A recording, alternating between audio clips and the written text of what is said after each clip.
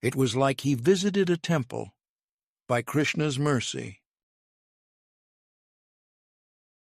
Quote, "Our dear Lord, we are offering our loving service unto you, because we are all eternal servitors of your Lordship. You can order us and ask us to do whatever you please. Every living being can be relieved from all kinds of despair if he agrees to abide by your orders." Nagapatnis, offering prayers to Krishna. Krishna, the Supreme Personality of Godhead, Volume 1, Chapter 16. You are in a foreign country. It is actually the land of your birth, but you were whisked away so soon that you have no memories of the area. Rather, you grew up somewhere else. You now return on occasion. Usually that occasion is a wedding or important event for a relative, a grandmother, grandfather, aunt, uncle, or cousin. When you were younger, the visits were more shocking. You immediately missed home. Things you took for granted you now appreciated. A steady flow of electricity, television programming, an internet connection that rarely went out. Indeed, when you visited as a child, the place of your grandparents did not have electricity, what to speak of a television. They would watch movies, sometimes by renting audio-visual equipment and running a generator. No joke. Part of you misses those times. As you are much older now, it is easier to get acclimated. You look forward to the food. For some reason, all of your health problems vanish over a simple 2-week visit. The food suits you. Perhaps it is because they do not add these horrible ingredients that cannot be pronounced. In your home country, the large conglomerates have so captured the legislators that anything and everything can be added to the food supply with impunity. Why does wheat have to be enriched, for instance? Why do oils need to be hydrogenated? You visit these other countries, and bread does not give you any negative reactions. The milk tastes different. Anyway, one thing you really love about your country of origin is the culture of spirituality. Whether it is genuine or at an advanced level is for others to decide. You are happy that there is actually a choice. You can visit a restaurant whose entire menu is free of onion and garlic. You cannot believe it, in fact. That restaurant happens to be attached to a house of worship. People visit in droves. It is like their nighttime outing. Instead of visiting a club, a dance hall, a theater, or a pub, they dress up nicely to worship the Supreme Personality of Godhead in his merciful incarnation of the Archvigra. You only wish they had the same back where you live. You would visit all the time. You never tire of the worship, the katha in dedication to Hari, and the beautiful chanting of the holy names, Hare Krishna, Krishna Krishna, Hare Hare, Hare Ram, Ram Ram, Hare Hare. Quote, "The deities of Radha and Krishna, Lakshmi and Narayan, and Rama and Sita are very attractive to devotees, so much so that when they see the statue decorated in the temple of the Lord, they become fully absorbed in thought of the Lord. That is the state of liberation." Srila Prabhupada, Srimad Bhagavatam, 3.25-36 purport. During one of these visits, at the point of exit, there is a nice lady who volunteers to apply markings. She carefully draws the symbol of the footprint of the Supreme Lord. It is perfectly centered on your forehead, with the line running down the bridge of your nose. Again, something new for you. Not that you are unfamiliar with tilak, but based on your known lack coordination, you have never even tried to apply it on yourself.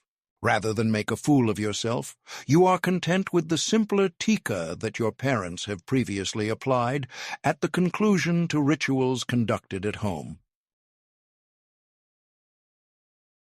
When you return back to your family members after having visited this house of worship in this foreign country, they are all smiles. They love that you are wearing a tilak. They exude a casual but harmless envy. They wish they could have gone. They insist on accompanying you the next day. This trip will not last forever after all. Better to take advantage of the facilities available. That marking on your head shows that you are aligned with Hari. People say that your face tends to glow. You are much happier. It appears as if you have been truly blessed. In the above story, the sequence of cause and effect takes place in peace. After all, worship involves some kind of supplication. The worshipper prays. The worshipper acknowledges. The worship offers kind words. They might say things like, God is great. They might say that God is beautiful. To receive the tilak mark is a small reward for their allegiance. They sacrificed some time in hearing, in chanting, and in praying.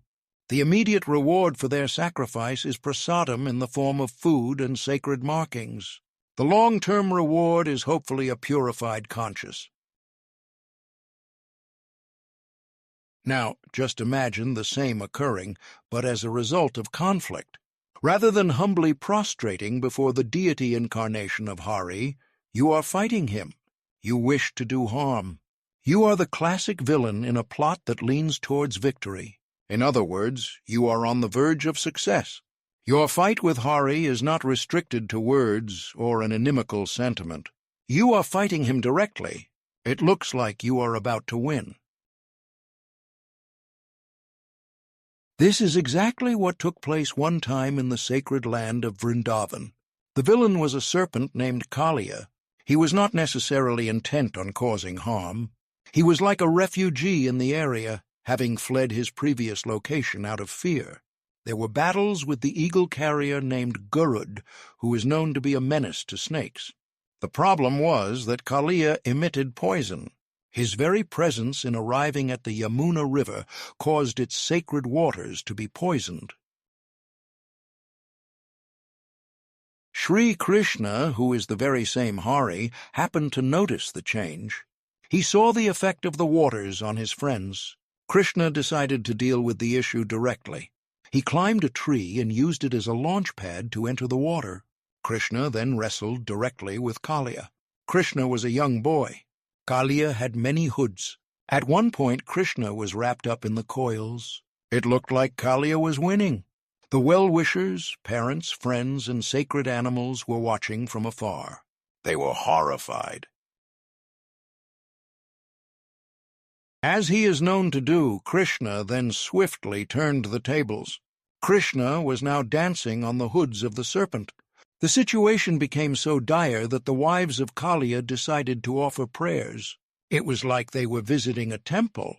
Instead of making vows in front of a statue depiction, their object of worship was moving. Their object of worship was subduing their husband. Still, there was devotion.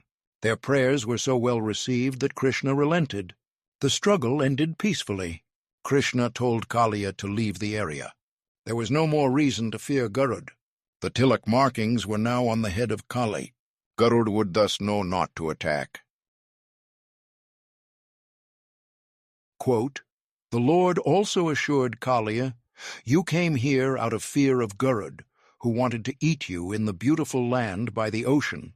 Now, after seeing the marks where I have touched your head with my lotus feet, Garud will not disturb you. Krishna, the Supreme Personality of Godhead, Volume 1, Chapter 16. In closing, previous area to clear, since Garud to fear. Kalia poison with him brought, so Krishna with him fought.